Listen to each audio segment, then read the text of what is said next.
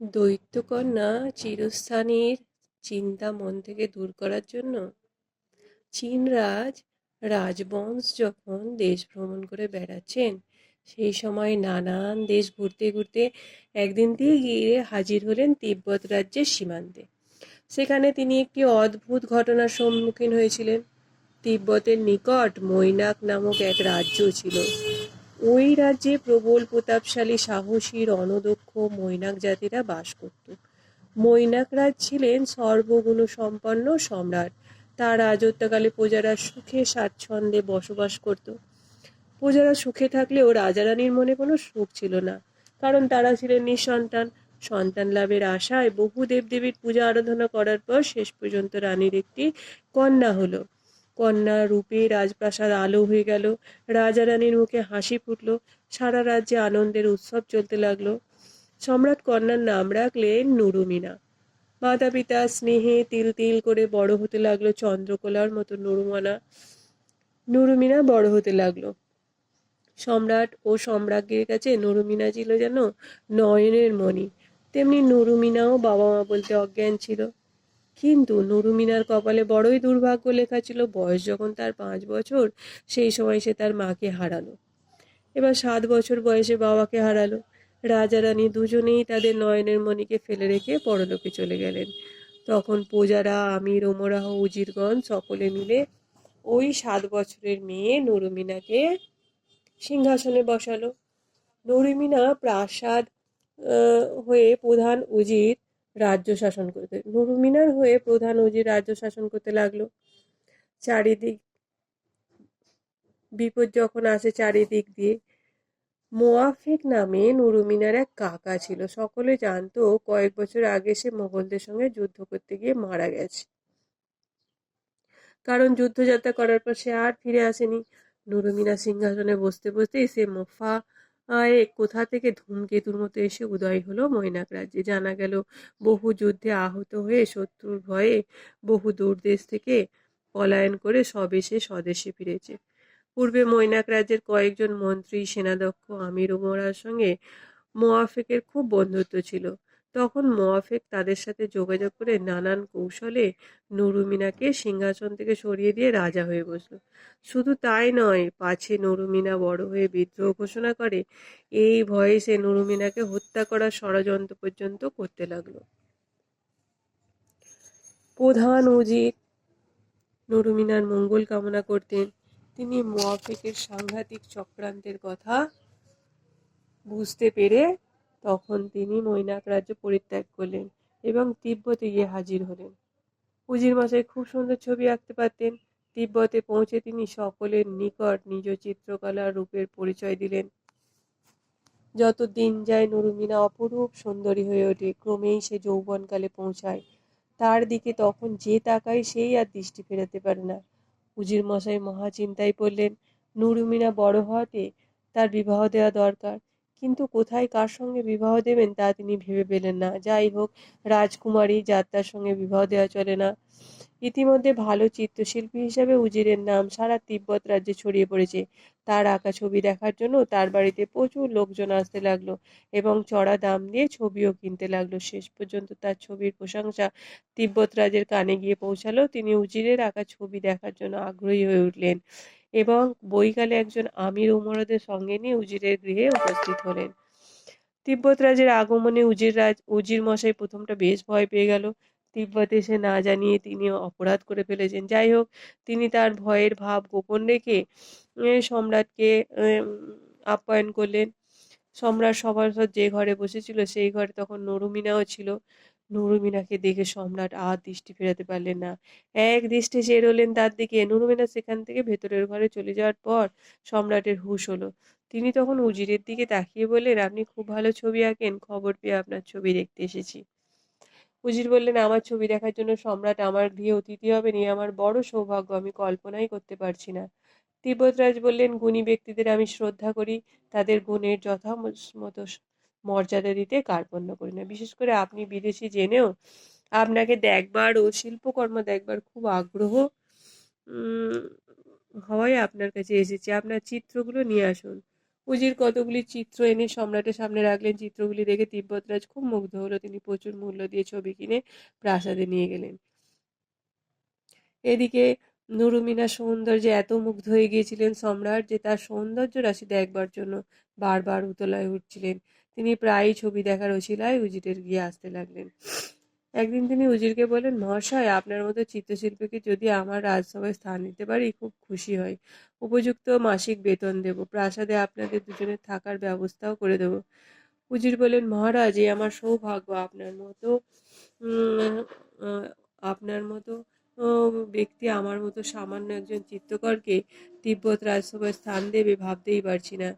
সেই দিন উজির নুরমিনাকে নিয়ে তিব্বত রাজের প্রাসাদে উঠলেন। এদিকে সম্রাট নুরমিনাকে একাকী পেয়ে বলেন, তোমাকে প্রথম যেদিন দেখি সেদিন থেকে তিব্বতের রানী করার ইচ্ছা মনের মধ্যে উদয় হয়েছে। নুরমিনা বলল, সম্রাট, আমি এই অভাগিনী তিব্বত রাজ্যের রানী করবেন, এর চেয়ে ভালো আর কি কামনা আমার হতে পারে। সম্রাট বললেন, তোমাদের পরিচয় বলো। নুরমিনা উজিরের কাছ থেকে যা ঘটনা শুনেছিলেন তাই বললেন। শুনে তিব্বতরাজ বললেন, তুমি তো রাজনন্দিনী, তোমাকে দেখেই এরকম সন্দেহ প্রথমেই আমার মনের মধ্যে জেগেছিল। যাই হোক, তোমার আর কোনো চিন্তা নেই, আমি খুব শীঘ্রই মৈনাক আক্রমণ করে শয়তান মোয়াফফেককে উচিত শিক্ষা দেব। এরপর শুভ লগ্নে দুজনের বিবাহ হয়ে গেল। সারা রাজ্যে নানান উৎসব চলতে লাগলো। হুম উৎসব শেষ হওয়ার পর রাজ্যের লোক স্বাভাবিক অবস্থায় ফিরে এলো। তখন রাজপ্রাসাদে এক অদ্ভুত ঘটনা ঘটল।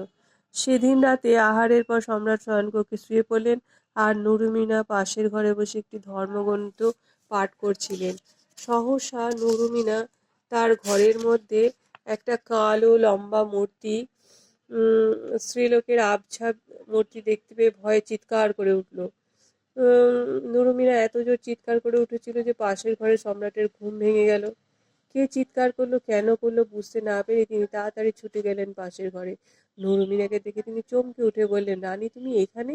আমি এইমাত্র দেখলাম তুমি আমার শয্যার পাশে শুয়ে রয়েছো, তবে এ ঘরে তোমাকে দেখছি কেন?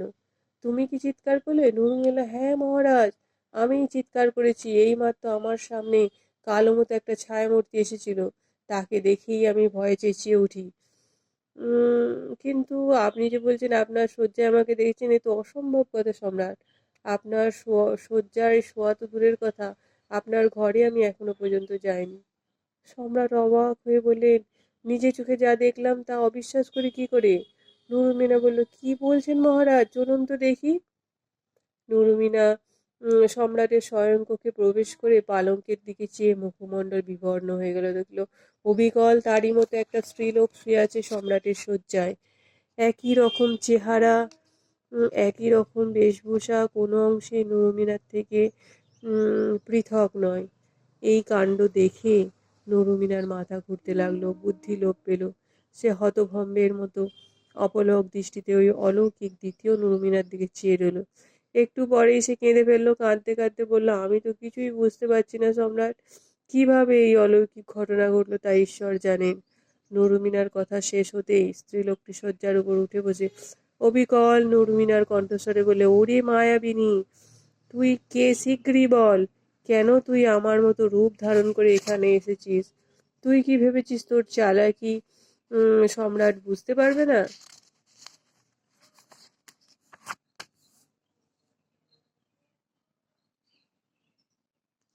আমাকে সরিয়ে তুই তিব্বতের রানী হওয়ার বাসনা করেছিস, এ কথা কে না বুঝতে পারছে। তোর এই আশা কোনোদিন সফল হবে না। তুই মায়ার দ্বারা অবিকল আমার রূপ ধারণ করেছিস বটে, কিন্তু সম্রাট তোর চাতুরি বুঝতে পেরেছেন। এখনই তোকে উপযুক্ত শাস্তি দেবেন। তারপর সে সম্রাটকে বলল, মহারাজ, আপনি শীঘ্রই ওই মায়াবিনীকে হত্যা করুন। তিব্বতরাজ এইরূপ অস্বাভাবিক ঘটনায় হতভম্ব হয়ে গেলেন। নুরুমিনার মুখের দিকে একবার পালঙ্কে থাকা রহস্যময় স্ত্রীলোকের মুখের দিকে তাকালেন।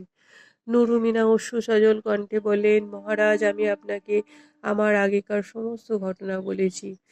বহু দুঃখ কষ্ট ভোগ করার পর আপনার চরণে আশ্রয় পেয়ে ভেবেছিলাম আমার বুঝি দুঃখ কেটে গেল, আবার আমি সুখী হব, কিন্তু আমার সব সুখের স্বপ্ন ভেঙে গেল।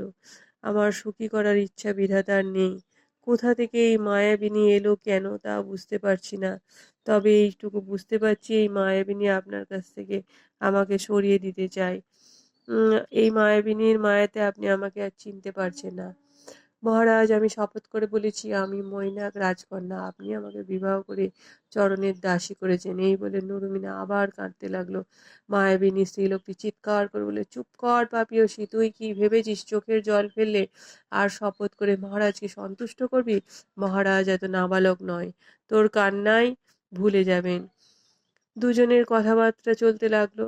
সম্রাট বললেন, তোমরা চুপ করো, তোমাদের ঝগড়া শুনে কে আসল আর কে নকল বুঝতে পারছি না। কাল তোমাদের দুজনেই রাজসভায় সকলের সামনে হাজির করব, সকলে মিলে বিচার করবেন। এই বলে সম্রাট দুই প্রহরীকে ডেকে দুই রানীকে পৃথক পৃথক ঘরে বন্দি করে রাখার নির্দেশ দিলেন। সারা রাত রাজার চোখে ঘুম এলো না। এমন অভাবনীয় ঘটনায় দুশ্চিন্তায় তিনি পাগল হয়ে উঠলেন। পরের দিন সকালবেলা সম্রাট উকিল উজিরদের আমির অমরহদের চিত্তকর মৈনাকরাজ এর উজিরকে সকলকেই ডেকে আশ্চর্যজনক ঘটনার কথা বললেন। শুনে তারা অত্যন্ত বিস্মিত। দুজনকে এনে হাজির করার দুজনকেই ভালোভাবে দেখেও কোনো পার্থক্য খুঁজে পেলেন না। চিত্তকর উজির ও বিস্মিত নয়নে দেখতে লাগলেন। উভয়ের একই রূপ দেখতে লাগলেন। নুরমিনা বাল্যকাল থেকেই তাকে দেখে আসছেন, নজরে তার কোনোই প্রভেদ পড়ল না।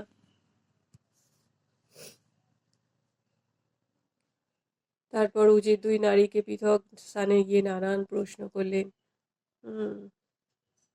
কিন্তু ঠিকমতো উত্তর দিতে না পারায় কাজেই তাদের একজনকে দোষী বলে ঘোষণা করলেন এবং আসল নুরমিনাকেই দোষী বলে সাব্যস্ত করলেন। অমনি সেই মায়াবিনী চিৎকার করে উঠল, মহারাজ, ওকে আগুনে পুড়িয়ে মারুন, নয়তো মাটির নিচে পুঁতে ফেলুন। কেবলমাত্র উজির সম্রাটের মনোপ্রুত হল না, কে আসল কে নকল তা না জেনে তিনি কোনো কারণেই নির্ভরযোগ্য প্রমাণ পেলেন না। তখন নুরুমিনা রানীর বেশভূষা খুলে নিয়ে সাধারণ পোশাক পরিয়ে নগরের বাইরে রেখে আসা হলো। নুরুমিনা কাঁদতে কাঁদতে এগিয়ে গেল। তাকে পায়ে হেঁটে তিব্বত রাজ্য ছেড়ে অন্য রাজ্যে চলে যেতে হবে। যতদিনই লাগুক সে হাঁটতেই থাকলো। মাঝে মাঝে পথের ধারে কোনো গাছতলায় বিশ্রাম করে নেয়। রাতে কোনো নিরাপদ জায়গা খুঁজে নিয়ে নিদ্রা যায়। এইভাবে পথ চলতে লাগলো। যখন তার ক্ষুধা পায় লোকজনের কাছ থেকে খাদ্য ভিক্ষা করে খায়। এইভাবে সে দুর্বল হয়ে পড়ল। তিব্বত রাজ্যের সীমান্তে তার আর কোনো শক্তি নেই। ক্ষুধাও পেয়েছে খুব, কিন্তু কি আর করবে? গাছতলায় বসে নিজের দুর্ভাগ্যের কথা ভাবতে লাগলো আর কাঁদতে লাগলো। এমন সময় দেশ ভ্রমণে বেরিয়ে সেখানে উপস্থিত হলেন চৈনিক রাজবংশা। তিনি নুরমিনাকে কাঁদতে দেখে ঘোড়া থেকে নেমে তাকে প্রশ্ন করলেন, কে মা তুমি, নির্জন জায়গায় বসে কাঁদছো? নুরুমিনা বললেন, এই অভাগীর কথা শুনে কি লাভ হবে? নুরুমিনা বললেন, মহারাজ, আপনার দর্শন পেয়ে আমি নিজেকে ধন্য মনে করছি। সমস্ত কথা সে সম্রাটকে জানালো। শুনে চিনরাজ বলল, তোমার মতো আমিও এক মায়াবিনীর কবলে পড়েছি। যাই হোক, এখন তোমার কি ব্যবস্থা করা যায় তাই ভাবছি। এমন সময় সম্রাট দেখলেন রাজবেশ পরিহিত এক সুন্দর চেহারার যুবক ঘোড়ার পিঠে চড়ে তাদের সামনে দিয়ে বিদ্যুৎ বেগে চলে গেল। যুবকটিকে দেখেই নুরমিনা বললেন, মহারাজ, ওই দেখুন আমার স্বামী যাচ্ছে। উনি তিব্বতরাজ? কিছুক্ষণ পরে তারা দেখলেন পূর্বের যুবকটির মতো অবিকল দেখতে এবং অবিকল বেশভূষায় সজ্জিত আরেকজন অশ্বারোহী যুবক তাকে অনুসরণ করে তীর বেগে ঘোড়া ছুটিয়ে চলেছে, তার হাতে রক্তমাখা তলোয়ার। নুরুমিনা বললেন, মহারাজ, ওই দেখুন এক অদ্ভুত কাণ্ড। তিব্বতরাজ দুই চেহারার নারী, দুই চেহারার রাজা। আমার মনে হয় একজন মায়াবী আর একজন মায়াবিনী। দুজনে মিলে তিব্বত রাজ্য কৌশলে দখল করতে চাইছিল। আপনি আমাদের তিব্বত রাজাকে দয়া করে বাঁচান। এই বলে সে কাঁদতে লাগলো। এমন সময় পুনরায় ঘোড়ার খুঁড়ের আওয়াজ পাওয়া গেল। নুরুমিনা তাকিয়ে দেখলো একজন বৃদ্ধ অশ্বারোহী তীর বেগে আসছেন। ওই ব্যক্তি নুরুমিনার সামনে এসে ঘোড়া থেকে নেমে পড়লেন। নুরুমিনা চিনল, এই তো তিনি তিব্বত রাজের প্রধান উজির। তিনি বললেন, উজির মশাই, কি ব্যাপার বলুন তো?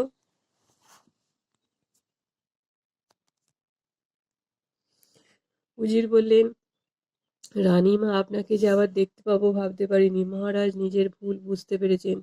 রানী বলে তিনি যাকে প্রাসাদে স্থান দিয়েছিলেন সে যে শুধু মায়াবিনী তা টের পেয়ে মহারাজ তাকে তরবারি দিয়ে হত্যা করেছেন। শুধু তাই নয়, মহারাজের রূপ ধরে আরেকজন মায়াবী এসেছিল তিব্বত রাজ্য দখল করতে। সেই মায়াবীকে হত্যা করার জন্য মহারাজ তাকে অনুসরণ করে এইমাত্র ঘোড়া ছুটিয়ে গেছেন। আপনি এখানে অপেক্ষা করুন, আমি মহারাজকে সাহায্য করার জন্য যাচ্ছি। ফেরার সময় আপনাকে সঙ্গে করে নিয়ে যাব। চিনরাজ বললেন, আপনি বয়স্ক ব্যক্তি, বড়ই ক্লান্ত হয়ে পড়েছেন। মহিষীর নিকটে আপনি অপেক্ষা করুন, তিব্বত রাজকে সাহায্য করার জন্য আমি যাচ্ছি। এই বলে রাজবংশা ঘোড়া ছুটিয়ে দিল। কিছুদূর যেতেই তিব্বত রাজের দেখা পেলেন। গিয়ে দেখলেন তিব্বত রাজ সেই মায়াবীকে হত্যা করে ফেলেছেন এবং মায়াবীর মুন্ডু দেহ থেকে পৃথক হয়ে পড়ে রয়েছে। তিব্বতরাজ চীন সম্রাটকে চিনতেন। তাকে দেখে তিব্বতরাজ বিস্মিত হয়ে বললেন, সম্রাট আপনি এখানে?